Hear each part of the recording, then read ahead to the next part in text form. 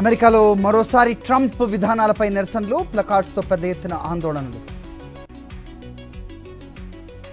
Jammu Kashmir రంబన్లో cloud burst, విరిగిపడ్డ కొండ చర్యలు, ఇళ్లు వాహనాలు ధ్వంసం.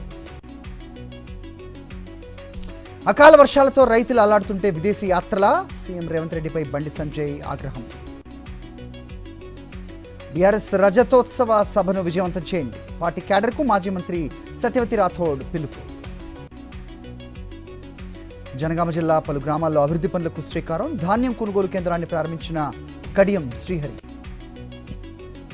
స్టేషన్ ఘన్పూర్ ఎమ్మెల్యే కడియం శ్రీహరిపై బీఆర్ఎస్ నేతల ఆగ్రహం, గ్రామాల్లోకి వస్తే తరిమి కొడతామంటూ ఘాటు వ్యాఖ్యలు.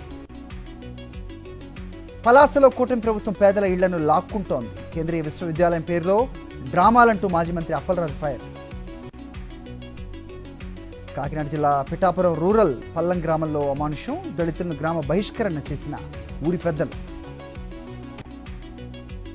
గుంటూరు జిల్లా తుమ్మలపాలెంలో చేపల లోడ్ వ్యాన్ బోల్తా, డ్రైవర్కు గాయాలు, హాస్పిటల్కు తరలింపు.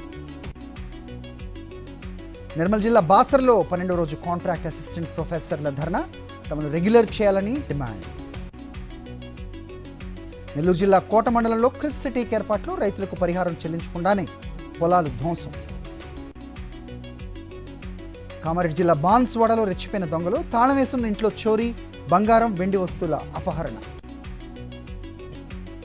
అనంతపురంలోని సూపర్ మార్కెట్లో యువజంట వీరంగం, కొన్ని సరుకులకు బిల్లు కట్టలేదని ప్రశ్నించిన సిబ్బందిపై దాడి.